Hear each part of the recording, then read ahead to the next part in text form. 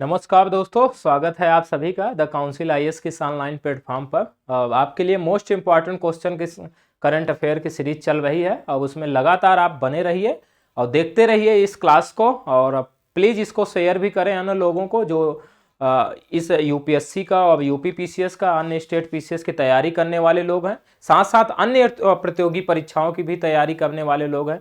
उनके लिए इस वीडियो को शेयर भी करें, उनके लिए जोड़िए उनको। तो ये जो मोस्ट इंपॉर्टेंट क्वेश्चन की सीरीज चल रही है MIQ यानी मोस्ट इंपॉर्टेंट क्वेश्चन की जो सीरीज हमारी चल रही है, उसमें हम लगातार आपके लिए करंट अफेयर की क्लासें लेकर उपलब्ध हैं, जिसमें आपको दिन प्रतिदिन की और जो भी इंपॉर्टेंट है पुराने भी न्यूज उनको हम आपके लिए लेकर आए हैं, जिससे आपको करंट अफेयर में कहीं और से पढ़ने की जरूरत ना पड़े, आपके अपने चैनल से सारी चीजें मिल सके। तो आप बने रहिए इस तरह से, और आप जो है कि वीडियो को लाइक भी कर दें और अन्य लोगों को भी शेयर करें, अधिक से अधिक लोगों को चैनल को सब्सक्राइब करवाइए और इसको देखते रहिए। आप जो करंट अफेयर के लिए जितनी महत्वपूर्ण चीजें हैं वो हमारे वीडियो में रहेंगी, वो एक दिन आज कल ऐसे कर करके जो है कि हम सारी चीजों को इसमें कवर करेंगे। आपको अलग से पढ़ने की जरूरत नहीं पड़ेगी। जिस तरह से मैंने आपको बताया कि यह जो है कि पीटी मेंस के लिए भी यहाँ जो एमसीक्यू में हम यहाँ तो करवा रहे हैं जो पीटी के लिए जरूरी, लेकिन तथ्य ऐसे इसमें आएंगे जो मेंस के लिए भी आपके लिए जानना जरूरी हो जाएगा। तो आप लोग इसलिए भी इसको देखें, मेंस को भी मजबूत करते चलें। आपकी नोट्स जो परंपरागत नोट्स हैं, जैसे हिस्ट्री है, ज्योग्राफी है, पॉलिटी है, उन नोट्स में कहीं अगर आपको संशोधन करने की जरूरत होगी तो इसमें जो भी तथ्य दिए गए हैं उसके माध्यम से आप अपने नोट्स में भी संशोधन कर सकते हैं। तो आप इस तरह से बने रहिए और अधिक से अधिक को प्लीज आप लोग जोड़ते जाइए। मैं आपसे बार बार विनती करता हूं कि प्लीज आप इसमें जोड़िए। आपकी अपनी संस्थान है, जिस प्रामाणिकता के लिए सैकड़ों आईएएस पीसीएस को देने वाली यह संस्थान जानी जाती है, वो अब भी विद्यमान है और उसी के उद्देश्य के साथ हमारा नया बैच स्टार्ट हो रहा है 22 नवंबर से। तो आपके पीछे एक फोटो दिख रहा होगा जिसमें हमारे यहाँ सामान्य अध्ययन का यानी जीएस का जो फाउंडेशन कोर्स है, प्री और मेंस दोनों को मिलाकर के रणनीतिक परिचर्चा के साथ 22 नवंबर से हमारा बैच स्टार्ट हो रहा है। 22 नवंबर सुबह 8:30 बजे, 22 नवंबर सुबह 8:30 बजे हमारा बैच स्टार्ट हो रहा है, एक रणनीतिक परिचर्चा के साथ कि किस तरह से आईएएस की तैयारी की जाए, किस तरह से पीसीएस तैयारी की जाए और किस तरह से हिंदी माध्यम का जो गिरता स्कोर है उसको ऊंचा किया जाए और कौन सी पुस्तकें पढ़ी जाए, किस तरह से हमारे अध्ययन होगा। और यही सारे उद्देश्यों के साथ एक रणनीतिक परिचर्चा का आयोजन किया जा रहा है और इसी दिन से हमारे ऑफलाइन क्लासेस की शुरुआत हो रही। तो आप लोग जुड़िए 22 नवंबर को सुबह 8:30 बजे। सिविल सेवा के मार्गदर्शक रहें और इतिहास विषय विशेषज्ञ अनुज सिंह सर द्वारा और उनके कुशल जो टीमें हैं उनके नेतृत्व में यह बैच शुरू किया जा रहा है। तो आप लोग उनका फायदा लीजिए और उनके अनुभवों को आप लोग अपने जीवन में उतारें ताकि आप अपने सफलता की तरफ चले जा सकें, पहुंचे आप। अब इसमें जो हमारी टीम है जो आपके क्वेश्चन को सिलेक्ट करेगी, आपके लिए मैटर तैयार करेगी पर डे, जो है कि हर टॉपिक पर आपको जो ऑफलाइन में टेस्ट कराया जाएगा, हर साप्ताहिक संपूर्ण टेस्ट जो आयोजित किया जाएगा, ये सारे फायदा आप लीजिए और अपने लक्ष्य को सार्थक कीजिए। इसी उद्देश्य के साथ सैकड़ों आईएएस पीसीएस देने वाली हमारी संस्थान एक बार पुनः कोरोना के बाद ऑफलाइन बैच स्टार्ट कर रही है 22 नवंबर को सुबह 8:30 बजे। तो आप लोग इसमें जुड़ना ना छूटें, आप जरूर इसमें जुड़ें और आकर के यहां पर अध्ययन करें हमारे क्लासेज में। हमारे अनुभवी शिक्षकों द्वारा आप ज्ञानार्जन करें और अपने लक्ष्य को प्राप्त कर सकें। तो शुरू करते हैं आज का जो मोस्ट इंपॉर्टेंट क्वेश्चन की सीरीज हमारी करंट अफेयर की चल रही है, उसका पहला क्वेश्चन आज आपके लिए पेश है। देखिए पहला क्वेश्चन है कि हाल ही में चर्चित कैसर ए हिंद तितली के संदर्भ में निम्नलिखित कथनों पर विचार कीजिए। तो कैसर ए हिंद का नाम सुनते आप महात्मा गांधी को याद करने लगते हैं। एक कैसर ए हिंद जो है तितली भी है, उसके संदर्भ में आपको बात करना है। कैसर ए हिंद, तो हिंद मतलब भारत, कैसर मतलब राजा यानी सम्राट, हिंद का सम्राट। तो हिंद का सम्राट तितली के संदर्भ में निम्नलिखित कथनों पर विचार कीजिए। देखिए इसका वैज्ञानिक नाम टोनोपाल्पस इंपीरियलिस है। क्या है? टोनोपाल्पस इंपीरियलिस है। यह अरुणाचल प्रदेश की राज्य तितली है। दो कथन हमारे दिए गए हैं, इसके आधार पर क्वेश्चन है कि उपर्युक्त में से कौन सा या से कथन सत्य है। तो सत्य कथन आपको पहचानना है। तो इसमें देखिए केवल एक केवल दो, एक और दो दोनों, न तो एक और न ही दो। तो आपको हम बता दें कि कैसर ये हिंद को हाल ही में जो है अरुणाचल प्रदेश सरकार ने अपने यहाँ का राज्य तितली घोषित किया है। किसको? कैसर ये हिंद तितली को अरुणाचल प्रदेश ने अपने यहाँ का हाल ही में राज्य तितली घोषित किया गया है। अब इसका वैज्ञानिक नाम जो है टोनोपाल्पस इंपेरियलिस है। तो इसके अनुसार इसका सही उत्तर है सी, यानी एक और दो दोनों कथन हमारे सत्य हैं। बढ़ते हैं इसकी व्याख्या की तरफ, देखते हैं कि हाल ही में अरुणाचल प्रदेश ने बड़ी और चमकीली रंग की तितली कैसर ये हिंद को राज्य तितली के रूप में मंजूरी दी है, यानी राज्य तितली के रूप में मंजूरी प्रदान कर दी है। और इसका वैज्ञानिक नाम टीनोपाल्पस इंपेरियलिस है। क्या है? टीनोपाल्पस इंपेरियलिस है। यह दुर्लभ और स्वेलेटेल तितलियों में से एक है जो मध्यम और उच्च ऊंचाई वाले स्थानों पर पाई जाती है। ये मध्यम और उच्च ऊंचाई वाले स्थानों पर पाई जाती है, यानी नीचे ये नहीं पाई जाती। ये कहां पाई जाती? मध्यम और उच्च ऊंचाई वाले स्थानों पर पाई जाती है। देखिए 90 से 120 मिलीमीटर 90 से 120 मिलीमीटर के पंखों वाली यह तितली पूर्वी हिमालय, कहां? पूर्वी हिमालय, जैसे पश्चिम बंगाल, मेघालय, असम, सिक्किम, मणिपुर के साथ साथ अगर विश्व में आप देखेंगे तो Nepal, Bhutan, Myanmar, Laos, Vietnam और दक्षिणी चीन में भी पाई जाती है। यह दक्षिणी चीन में भी पाई जाती है। IUCN ने अपने जो है कि लिस्ट में निकट संकटग्रस्त श्रेणी में शामिल किया। किसमें? निकट संकटग्रस्त, यानी ये आने वाले समय में जो है संकटग्रस्त स्थिति में है। ये IUCN की लिस्ट बता रहे थे, निकट संकटग्रस्त में इसमें शामिल किया गया। ये आप याद रखना। नेक्स्ट क्वेश्चन बढ़ते हैं। सेकंड क्वेश्चन हमारा है कि हाल ही में निम्नलिखित में से किस नदी में सी हॉर्स, ईल, सील व शार्क की उपस्थिति पाई गई? पूछा जा रहा है किस नदी में इन जो है कि सी हॉर्स, ईल, सील व शार्क की उपस्थिति पाई गई है। हमारे ऑप्शन है एनएसी नदी, टेम्स नदी, नील नदी, राइन नदी। तो इसका सही उत्तर है टेम्स नदी। हाल ही में ये जो ब्रिटेन की मशहूर नदी है टेम्स नदी, इसमें जो है सी हॉर्स, ईल, सील और शार्क की उपस्थिति पाई गई है। देखते हैं व्याख्या हम इसकी। एक हालिया सर्वेक्षण के मुताबिक लंदन की मशहूर नदी टेम्स नदी में सी हॉर्स, सील, ईल व शार्क की उपस्थिति पाई गई है। कहा कि ये लंदन की मशहूर नदी है टेम्स नदी, उसमें इनकी उपस्थिति पाई गई है। सर्वेक्षण के दौरान आप देखेंगे तो 115 प्रजातियों की मछलियों, कितनी? 115 प्रजातियों की मछलियों और वन्यजीवों के अलावा 346 किलोमीटर लंबी नदी में, ये जो 346 किलोमीटर लंबी नदी, इसमें 3 प्रकार की शार्क पाई गई है। तो 115 प्रजातियों की मछलियां, साथ में वन्य जीवों के अलावा इसमें जो है कि 3 प्रकार की शार्क पाई गई हैं। किसमें?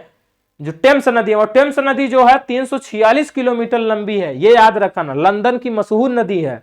1975 में, कब? 1975 में टेम्स नदी को जैविक रूप से मृत घोषित कर दिया गया था। 1975 में इसे जैविक रूप से मृत घोषित कर दिया गया इस टेम्स नदी को। अब आगे आप देखेंगे कि इसे आइसिस नदी के रूप में भी जाना जाता है। टेम्स नदी को आइसिस नदी के रूप में भी जाना जाता है। बढ़ते हैं नेक्स्ट क्वेश्चन की तरफ। हमारा थर्ड क्वेश्चन आज का कि हाल ही में चर्चित कामो ओलेवा क्या है? पूछा जा रहा है कामो ओलेवा क्या है। बहुत सारे टर्मिनोलॉजी शब्द होते हैं जो क्वेश्चन में आते हैं, कि जैसे क्वेश्चन उसमें पूछा जाता है कि हाल ही में समाचारों में रहे, इस शब्द का मतलब क्या है। उसी तरह यहां हमने लिया है क्वेश्चन कि हाल ही में चर्चित कामो ओलेवा क्या है? एक अर्ध उपग्रह, मेढक की एक प्रजाति, एक प्रसिद्ध पुस्तक, और डी है मछली की एक प्रजाति। तो आपको हम बता दें कि कामो ओलेवा जो है कि एक अर्ध उपग्रह है। क्या है? अर्ध उपग्रह। तो इसका सही उत्तर है ए। देखें व्याख्या। वैज्ञानिकों ने कामो ओलेवा, किसको? वैज्ञानिकों ने कामो ओलेवा नामक एक अर्ध उपग्रह का पता लगाया है जो सूर्य के चारों ओर पृथ्वी की कक्षा का अनुसरण करता है। सूर्य के चारों ओर पृथ्वी की कक्षा का अनुसरण करता है। कामो ओलेवा के नमूनों को एकत्र करने के लिए 2025 में एक मिशन लॉन्च करने की योजना निर्धारित की गई।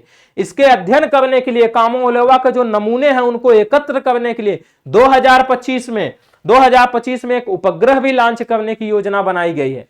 आप देखें 2016 में खोजा गया कामो ओलेवा। कब खोजा गया था कामो ओलेवा? 2016 में खोजा गया था। यह एक ऐसा शब्द है जो एक हवाई यान चैट का हिस्सा है, यानी एक घूमता हुआ अंतरिक्ष का टुकड़ा है, यह घूमता हुआ अंतरिक्ष का टुकड़ा है। देखिए, कामो ओलेवा से परावर्तित प्रकाश का स्पेक्ट्रम नासा के अपोलो मिशन द्वारा प्राप्त चंद्रमा के चट्टानों से काफी मिलता जुलता है तथा यह संभावना है कि यह चंद्रमा से उत्पन्न हुआ है। अगर आपसे पूछा जाता है कामो ओलेवा किससे उत्पन्न हुआ था, तो संभावना इसकी या क्या बताई जा रही वैज्ञानिकों द्वारा कि यह चंद्रमा से उत्पन्न संभावना है कि इसका हुआ है। तो आप ये भी टर्मिनोलॉजियों पर, आप शब्दों पर ध्यान देते जाइएगा जहां से क्वेश्चन नए बन सकते हैं। तो करंट अफेयर को पढ़ते वक्त यही देखा जाता है कि स्मार्ट स्टडी आपकी होनी चाहिए। कोई भी सब्जेक्ट आप पढ़े तो स्मार्ट स्टडी होनी चाहिए, कहां से क्वेश्चन बन सकते हैं, किस शब्द से आप एग्जामिनर आपको घुमा सकता है, ये सारी चीजें भी आपको याद रखना है। तो स्मार्ट स्टडी करना है, ये आपको ध्यान देते चलना है। नेक्स्ट क्वेश्चन की तरफ बढ़ते हैं। 4th नंबर पर हमारा क्वेश्चन का हाल ही में किस राज्य ने इंडियन साइन लैंग्वेज की पाठ्य पुस्तकों का विमोचन किया है। कहा जा रहा है कि इंडियन साइन लैंग्वेज की पाठ्य पुस्तकों का विमोचन किया है। हमारे ऑप्शन है मध्य प्रदेश, राजस्थान, उत्तर प्रदेश, हरियाणा। तो इसका सही उत्तर है हरियाणा, यानी हरियाणा सरकार ने हाल ही में इंडियन साइन लैंग्वेज पाठ्य पुस्तकों का विमोचन किया है। देखिए व्याख्या, 14 नवंबर 2021 को, कब? 14 नवंबर 2021 को हरियाणा के मुख्यमंत्री मनोहर लाल खट्टर, हरियाणा के मुख्यमंत्री कौन है? मनोहर लाल खट्टर ने बाल दिवस के अवसर पर, बाल दिवस को जो जवाहरलाल नेहरू के जन्म दिवस पर मनाया जाता है, बाल दिवस के अवसर पर गुरुग्राम के, कहां? गुरुग्राम के श्रवण एवं वाणी निःशक्त जन कल्याण केंद्र द्वारा निःशक्त जनों के लिए तैयार की गई 5वीं कक्षा तक की इंडियन साइन लैंग्वेज की पाठ्य पुस्तकों का विमोचन किया। किसके द्वारा तैयार की गई? इसी में देखिए, गुरुग्राम के श्रवण एवं वाणी निःशक्त जन कल्याण केंद्र द्वारा इस पुस्तक को निःशक्त जनों के लिए तैयार की गई है। अब यह जो है हरियाणा के मुख्यमंत्री द्वारा इसका लॉन्च किया गया 14 नवंबर 2021 को। देखते हैं, ऐसी पाठ्य पुस्तकें देश में पहली बार तैयार की गई, ऐसी पाठ्य पुस्तकें देश में पहली बार तैयार की गई, इसलिए ये इंपॉर्टेंट बनता है।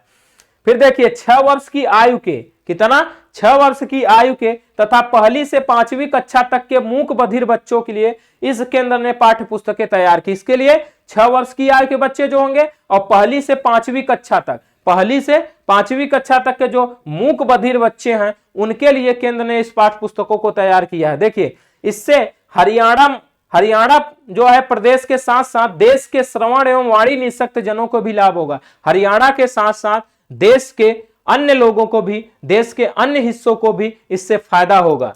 बढ़ते हैं नेक्स्ट क्वेश्चन की तरफ, जो मोस्ट इंपॉर्टेंट क्वेश्चन की सीरीज हमारी चल रही, उसमें नेक्स्ट क्वेश्चन हमारा नेक्स्ट क्वेश्चन जो है 5 नंबर, कि हाल ही में भारत के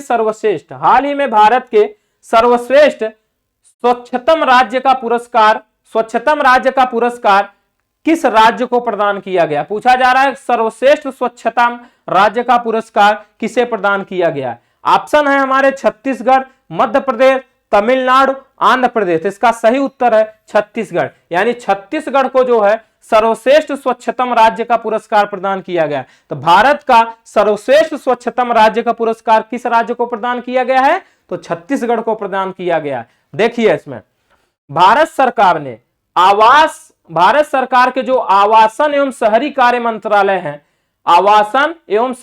मंत्रालय है, उनके अनुसार छत्तीसगढ़ ने पुनः स्वच्छता के क्षेत्र में अपना परचम लहराते हुए देश के स्वच्छतम राज्यों के अपने दर्जे को बरकरार रखते हुए सर्वश्रेष्ठ प्रदर्शन किया है, यानी वो सर्वश्रेष्ठ स्वच्छता के क्षेत्र में प्रदर्शन किया है। 20 नवंबर 2021, कब? 20 नवंबर 2021 को नई दिल्ली के विज्ञान भवन में आजादी का अमृत महोत्सव के अंतर्गत आयोजित स्वच्छ अमृत महोत्सव में राष्ट्रपति रामनाथ कोविंद द्वारा छत्तीसगढ़ को भारत के स्वच्छतम राज्यों की श्रेणी में पुरस्कृत किया जाएगा। कब किया जाएगा? 20 नवंबर को किया जाएगा।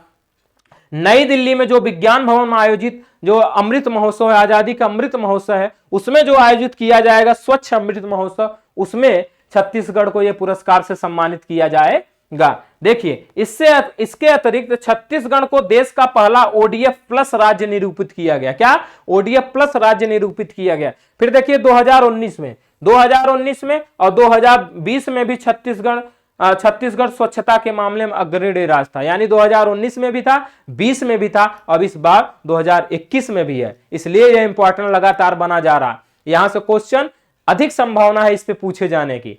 बढ़ते हैं नेक्स्ट क्वेश्चन की तरफ। 6 नंबर हमारा क्वेश्चन है कि हाल ही में प्रथम ऑडिट दिवस, हाल ही में प्रथम ऑडिट दिवस कब मनाया गया?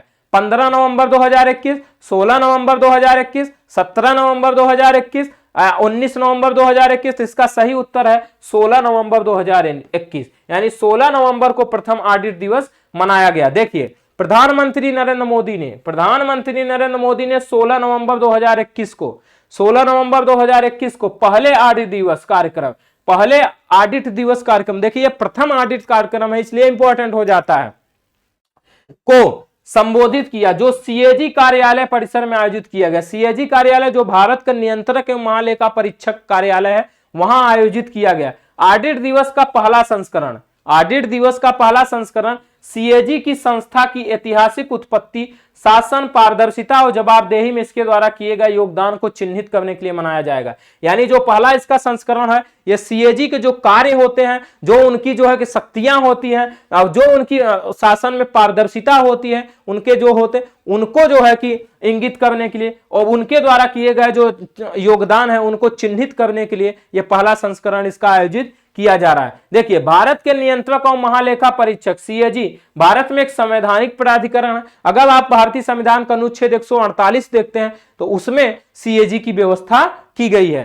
फिर देखिए सीएजी वरीयता क्रम में 9वें स्थान पर, किस स्थान पे? 9वें स्थान पर। भारत का जो न्यायाधीश होता है उस स्तर पर, सुप्रीम कोर्ट का जो न्यायाधीश होता है उसके स्तर पर इनको सुविधाएं देती है, तो ये 9वें स्थान पर वरीयता क्रम में आप याद रखिए। और वर्तमान में जो भारत के सीएजी हैं, जो 14वें सीएजी हैं, उनका नाम है जीजी मुर्मू। क्या नाम है? जीजी मुर्मू। वर्तमान जो सीएजी भारत के 14वें सीएजी हैं उनका नाम जीजी मुर्मू है।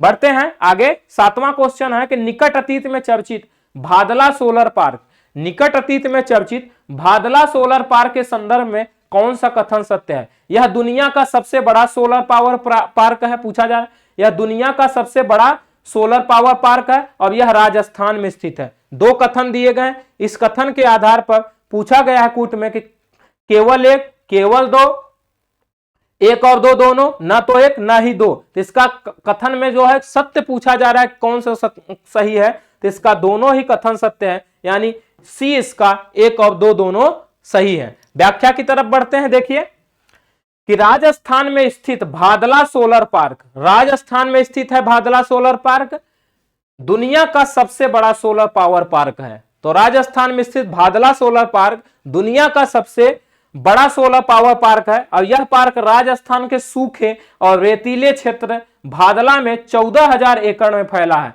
तो राजस्थान के जो सूखे और रेतीला क्षेत्र भादला है उसमें 14,000 एकड़ में फैला हुआ है यह भादला सोलर पार्क। इस पार्क में 10 मिलियन सौर पैनल शामिल है जो 2245 मेगावाट की परिचालन क्षमता में योगदान करते हैं। कितना? 2245 मेगावाट का परिचालन क्षमता की योग्यता रखते हैं। इसमें 10 मिलियन सौर पैनल शामिल किए गए हैं, यानी लगाए गए हैं इसमें। बढ़ते हैं नेक्स्ट क्वेश्चन। 8 नंबर हमारा क्वेश्चन है, हाल ही में आयोजित ब्रिक्स के 13वें शिखर सम्मेलन की अध्यक्षता किस देश ने की है? पूछा जा रहा है कि ब्रिक्स के 13वें शिखर सम्मेलन की अध्यक्षता किस देश ने की है? ऑप्शन हमारे हैं भारत, चीन, रूस, दक्षिण अफ्रीका। तो इस बार जो ब्रिक्स के 13वें शिखर सम्मेलन की अध्यक्षता किया है वो भारत ने किया है। कौन किया है? तो भारत ने। तो इसका सही जो उत्तर होगा वो भारत होगा। देखिए व्याख्या आप 9 सितंबर 2021 को, कब? 9 सितंबर 2021 को भारतीय प्रधानमंत्री नरेंद्र मोदी ने दुनिया के 5 बड़े देशों कौन कौन? ब्राजील, रूस, जापान और रूस, भारत, चीन और दक्षिण अफ्रीका। कौन? ब्राजील, रूस, भारत, चीन और दक्षिण अफ्रीका की सदस्यता वाले संगठन ब्रिक्स के 13वें शिखर सम्मेलन की अध्यक्षता की। यानी ब्रिक्स में जो 5 राष्ट्र शामिल है उसमें है ब्राजील, रूस, भारत, चीन और दक्षिण अफ्रीका। इस शिखर सम्मेलन का विषय यानी थीम क्या था पूछा जाए तो ब्रिक्स एट द रेट 15 निरंतरता, समेकन और अंतर सहमति के लिए ब्रिक्स सहयोग, इसकी थीम रही है। और शिखर सम्मेलन का समापन नई दिल्ली घोषणा पत्र के स्वीकार के साथ हुआ। नई दिल्ली घोषणा पत्र जब स्वीकार कर लिया गया तो उसके साथ ही यह जो है समापन इसका किया गया। यह तीसरी बार था जब भारत ने ब्रिक्स शिखर सम्मेलन की मेजबानी की। यह तीसरी बार लगातार तो नहीं है, यह तीसरी बार था जब भारत ने ब्रिक्स शिखर सम्मेलन की मेजबानी की। इससे पहले भारत ने 2012 में और 2016 में ब्रिक्स की अध्यक्षता की थी। तो 2012, 2016 और 2021 ये 3 बार अब तक ये इसका जो है कि अध्यक्षता कर चुका है। तो ये आपको ये याद रखना है। नेक्स्ट क्वेश्चन हम बढ़ते हैं। हमारा क्वेश्चन नेक्स्ट है 9th नंबर की। हाल ही में भारत के किस राज्य या केंद्र शासित प्रदेश में दुनिया की सबसे ऊंची सड़क का निर्माण किया गया है? पूछा जा रहा है कि किस राज्य या केंद्र शासित प्रदेश में दुनिया की सबसे जो है ऊंची सड़क का निर्माण किया गया है। ऑप्शन है मिजोरम, जम्मू कश्मीर, ओडिशा, लद्दाख। तो हाल ही में जो लद्दाख केंद्र शासित प्रदेश बना है भारत का, वहां पर जो है कि दुनिया की सबसे ऊंची सड़क का निर्माण किया गया। व्याख्या देखिए आप 26 अगस्त 2021 को। कब? 26 अगस्त 2021 को रक्षा मंत्रालय की जारी एक विज्ञप्ति के अनुसार सीमा सड़क संगठन यानी BRO द्वारा लद्दाख में दुनिया की सबसे ऊंची सड़क का निर्माण कार्य पूरा किया गया है। देखिए पूर्वी लद्दाख के लिंगला पास में स्थित इस सड़क की ऊंचाई समुद्र तल से 19,300 फीट है, यानी 19,300 फीट इसकी ऊंचाई पे स्थित है। आप देखेंगे समुद्र तल से। और इस ऊंचे पहाड़ी दर्रे से होते हुए BRO ने यानी सीमा सड़क संगठन ने 52 किलोमीटर लंबी पक्की सड़क का निर्माण किया है, जो चुमार सेक्टर के महत्वपूर्ण सड़कों को जोड़ती है। तो इस तरह दुनिया का सबसे ऊंचा जो है ऊंची सड़क का निर्माण कहां किया गया? लद्दाख में किया गया। नेक्स्ट क्वेश्चन हमारा 10वां नंबर है कि हाल ही में किस दिन को विभाजन विभीषिका स्मृति दिवस के रूप में घोषित किया गया? पूछा जा रहा है कि किस दिन को विभाजन विभीषिका स्मृति दिवस के रूप में घोषित किया गया है। ऑप्शन हमारे 3 जून, 14 अगस्त, 15 अगस्त, 16 अक्टूबर। तो ये डेट दिए गए हैं। आपको बता दें कि 14 अगस्त को जो है विभाजन विभीषिका स्मृति दिवस के रूप में घोषित किया है। आपको जान के कि 3 जून को माउंटबेटन योजना प्रस्तुत की गई थी। कब? 3 जून को माउंटबेटन योजना प्रस्तुत की गई थी। अब इस माउंटबेटन योजना को 3 जून की योजना भी कहा जाता है। इसमें यह हुआ था कि भारत और पाकिस्तान 2 नए राष्ट्रों का उद्भव होगा, यानी स्वतंत्र होगा भारत और उसका विभाजन जब होगा तो एक पाकिस्तान बनेगा। पाकिस्तान का निर्माण जो हुआ वो 14 अगस्त को हुआ था, यानी पाकिस्तान जो स्वतंत्र हुआ वो 14 अगस्त को हुआ था। अब उस दिन भारत में भारी मात्रा में जो है कि मारकाट हुई थी। उस दिन जो है कि पूरी तरह से विभीषिका फैली हुई थी। हमारे हिंदू जो थे और उधर से मुसलमान दोनों लोग आपस में लड़ रहे थे और मारे जा रहे थे। तो उस दिन को जो है कि 14 अगस्त को जिस दिन पाकिस्तान आजाद हुआ हमसे, उस दिन को जो है कि विभाजन विभीषिका स्मृति दिवस के रूप में घोषित किया गया। किसके द्वारा? भारत सरकार द्वारा। और 15 अगस्त को तो भारत स्वयं स्वतंत्र हुआ था। 3 जून आपको इसलिए याद रखना क्योंकि माउंटबेटन योजना प्रस्तुत की गई, 3 जून की योजना प्रस्तुत की गई। और इसी में यह बताया गया कि भारत और पाकिस्तान 2 नए राष्ट्र का उद्भव हो रहा है। व्याख्या देखिए 14 अगस्त 2021 को। कब? 14 अगस्त 2021 को प्रधानमंत्री नरेंद्र मोदी ने घोषणा की कि 14 अगस्त को लोगों के संघर्षों एवं बलिदान की स्मृति में अब विभाजन विभीषिका स्मृति दिवस के रूप में मनाया जाएगा। जो लोगों ने संघर्ष किया उसमें और जिस तरह से अपने बलिदान दिए उसके लिए जो है कि यह विभाजन विभीषिका स्मृति दिवस के रूप में मनाया जाएगा। इसके बाद गृह मंत्रालय ने भी 14 अगस्त को ही विभाजन विभीषिका स्मृति दिवस के तौर पर अधिसूचना जारी कर दी, यानी अब 14 अगस्त को यह दिवस स्मृति के रूप में मनाया जाएगा, जो पाकिस्तान का भारत से अलग होना की घटना है। तो इस तरह से आप जो है कि मोस्ट इंपॉर्टेंट क्वेश्चन के साथ बने रहिए और लगातार करंट के अफेयर क्लासें हमारी चल रही है, तो आप इसमें बने रहिए और इसको शेयर भी करते जाइए। मिलते हैं नेक्स्ट वीडियो में। Thank you.